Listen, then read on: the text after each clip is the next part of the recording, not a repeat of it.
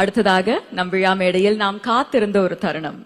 தமிழ்நாட்டின் மாண்புமிகு முதலமைச்சர் திரு மு.க. ஸ்டாலின் அவர்களை விழா பேருரையாற்ற பணிவன்புடன் அழைக்கிறோம். May we humbly invite the Honorable Chief Minister Thiru M.K. Stalin அவர்கள் for the presidential address.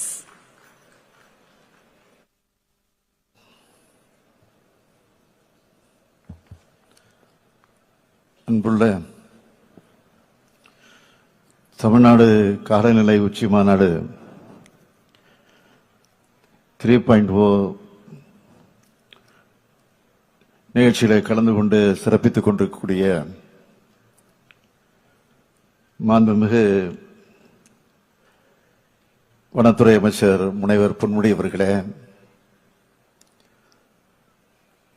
வரவேற்று மகிழ்ந்திருக்கக்கூடிய நிதித்துறையினுடைய அமைச்சர், இந்த துறையினுடைய அமைச்சர் மாண்புமிகு தங்கம் தென்னரசு அவர்களே, சட்டமன்ற உறுப்பினர் பிரபாகர் ராஜா அவர்களே, முதன்மை செயலாளர் டாக்டர் செந்தில்குமார் ஐஏஎஸ் அவர்களே, இயக்குனர் திரு ராகுல்நாத் ஐஏஎஸ் அவர்களே, தமிழ்நாடு காலநிலை மாற்ற நிர்வாக குழுவினுடைய உறுப்பினர்களே, திரு எரிக்சோல் ஹேம்ஸ் அவர்களே, டாக்டர் சௌமியா சாமிநாதன் அவர்களே, தமிழ்நாடு மாசு கட்டுப்பாடு வாரியத்தினுடைய தலைவர் திருமதி ஜெயந்தி அவர்களே, முதன்மை தலைமை வன பாதுகாவலர்கள் திரு ஸ்ரீனிவாஸ் ரெட்டி அவர்களே, செல்விமிதா பானர்ஜி அவர்களே, தலைமை வன உயிரின காப்பாளர் திரு ராகேஷ்குமார் டோக்ரா அவர்களே,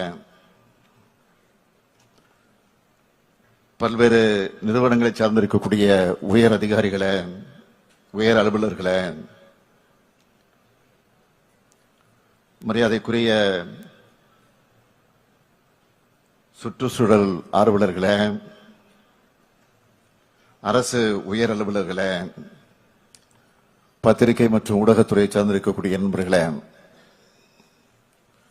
உங்கள் அனைவருக்கும் என்னுடைய அன்பான வணக்கத்தை நான் தெரிவித்துக் கொள்ள விரும்புகிறேன். காலநிலை மாற்றம்தான் இன்றைக்கு உலக நாடுகளும் மானுட சமுதாயமும் எதிர்கொண்டிருக்கக்கூடிய மிகப்பெரிய சவால். அதனால்தான் இது பற்றிய விழிப்புணர்வை தொடர்ந்து ஏற்படுத்தி வருகிறோம். இந்த விழிப்புணர்வு ஏற்படுத்துறதோட அதை எதிர்கொள்வதற்கான பல்வேறு நடவடிக்கைகளையும் தொடர்ந்து எடுத்துக் கொண்டிருக்கிறோம். அதுல ஒரு பகுதியா என்னோட தலைமையில் காலநிலை மாற்ற நிர்வாக குழு அமைக்கப்பட்டிருக்கு. காலநிலை மாற்றம் குறித்து ஆராய இந்திய மாநிலங்களிலேயே முதலா மாநாடு நடத்துறது நம்முடைய தமிழ்நாடு தான். அது மட்டுமல்ல, துறையோட பெயரையே சுற்றுச்சூழல் மற்றும் காலநிலை மாற்றுத்துறை என்று மாற்றியிருக்கிறோம். இந்த வரிசையில தமிழ்நாடு காலநிலை மாற்ற இயக்கம், பசுமை தமிழ்நாடு இயக்கம், தமிழ்நாடு ஈரநிலை இயக்கம், தமிழ்நாடு நெய்தல் மீட்சி இயக்கம் ஆகிய 4 சிறப்பு இயக்கங்கள் மூலமா இதுக்கான முன்னெடுப்புகளை நம்முடைய அரசு மேற்கொண்டு வருது. அதோட ஒரு பகுதியாக தான் ஆண்டுதோறும் காலநிலை உச்சி மாநாடுகளை நடத்தி கொண்டிருக்கிறோம். இந்த மாநாடுகள் சுற்றுச்சூழல் மற்றும் காலநிலை மாற்றத்துறையின் கீழ் செயல்பட்டு வர்ற தமிழ்நாடு காலநிலை மாற்ற இயக்கத்தால நடத்தப்பட்டு வருது. இதுவரைக்கும் தமிழ்நாட்டில் 2 காலநிலை உச்சி மாநாடுகளை நம்முடைய அரசு வெற்றிகரமாக நடத்தியிருக்கு. காலநிலை மாற்றத்தை எதிர்கொள்கிற வகையில நம்மள தகவமைச்சிக்க விவாதங்களை முன்னெடுக்கிறதுக்கான தளமா இந்த மாநாட்டை நாம் நடத்திட்டு வரோம். இரண்டு உலக நாடுகள் பல்வேறு இயற்கை பேரிடர்களை சந்திச்சு வருது. குறிப்பா சொல்லணும்னா கடந்த ஆண்டு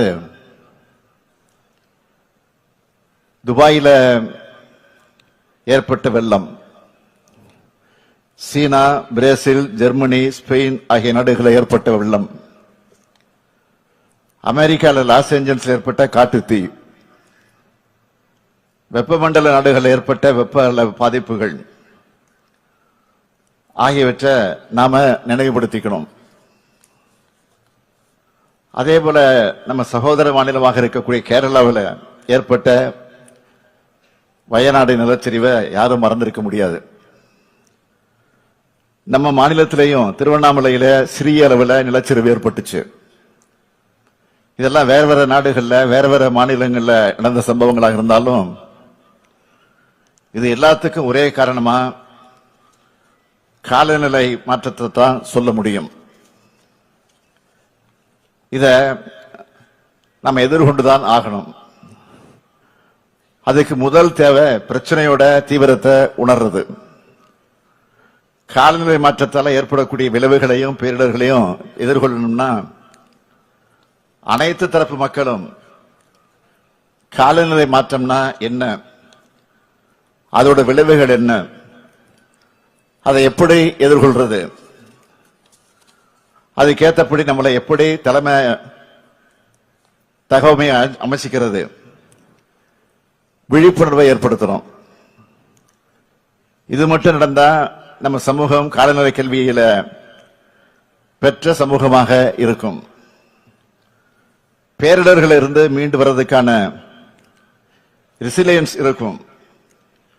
காலநிலை மாற்றத்தை கல்வித்துறை மூலமாகவே புகட்ட நம்ம அரசு திட்டமிட்டு இருக்கு. நம்ம தமிழ்நாட்டோட எதிர்காலத்துக்கான கனவுகள் எல்லாத்துக்கும் கல்விதான் அடித்தளமாக இருக்கு. அதனால்தான் நம்ம அரசு காலநிலை கல்வி அறிவை ஒரு இயக்கமாகவே முன்னெடுக்க முடிவு செஞ்சிருக்கு. இது தொடர்பா ஒரு முக்கிய அறிவிப்பை இப்போ வெளியிடுகிறேன். தமிழ்நாட்டோட எல்லா பள்ளிகளிலும் சூழல் மன்றங்கள் ஏற்படுத்தப்படும்.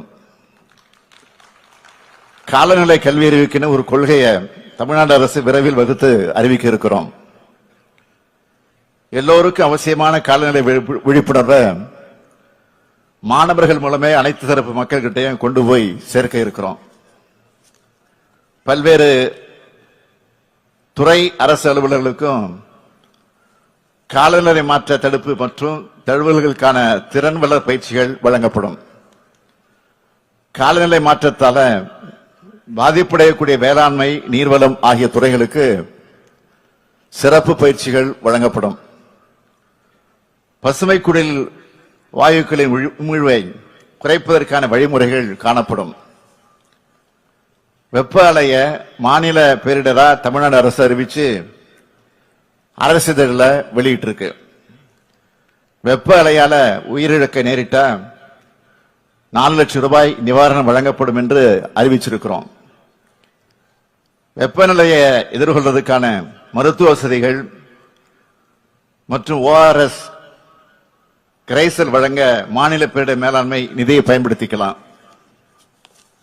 வெப்ப அலை தாக்கத்தின் போது தண்ணீர் பந்தல்கள் அமைச்சு குடிநீர் வழங்கவும் மாநில பேரிடர் மேலாண்மை நிதியை பயன்படுத்திக்கலாம்னு அறிவிச்சிருக்கிறோம்.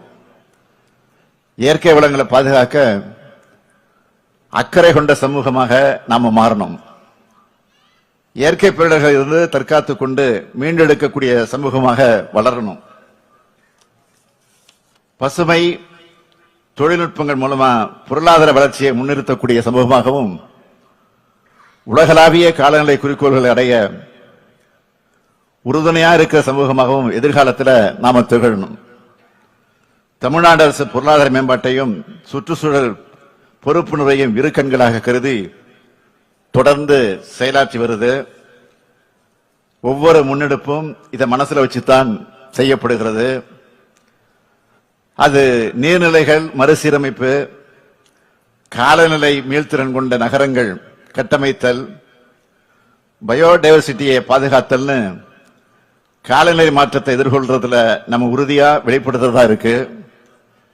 எதிர்காலத்தில் வரக்கூடிய சூழலியல் பிரச்சனைகளையும் கருத்திலே கொண்டு இப்பவே அட்வான்ஸா திட்டமிட்டு அதற்கான நடவடிக்கைகளை நம்ம அரசு மேற்கொண்டு வருது. அதை உலகத்துக்கு எடுத்துரைக்கும் உரைக்கல்லா இந்த மாநாடு விளங்குகிறது. மக்களுக்கு தொடர்ந்து காலநிலை மாற்றம் குறித்த விழிப்புணர்வை ஏற்படுத்துவதற்கான நடவடிக்கைகள் அரசால் மேற்கொள்ளப்படும் என்பதை மீண்டும் ஒரு முறை உறுதி செய்து உங்களிடமிருந்து விடைபெறுவதற்கு முன்பு இந்த மாநாடு வெற்றியடைய வாழ்த்தி, இதனை சிறப்பாக ஒருங்கிணைச்ச அமைச்சர் நம்முடைய தங்கம் தென்னரசு அவர்களுக்கும், செயலர் செந்தில்குமார் ஐஏஎஸ் அவர்களுக்கும், என்னுடைய மற்றும் அவரோடு துணை புரிந்த அனைத்து உறுப்பினர்களுக்கும் என்னுடைய வாழ்த்துக்களையும் பாராட்டுக்களையும் தெரிவித்து என் உரையை நிறைவு செய்கிறேன். நன்றி, வணக்கம்.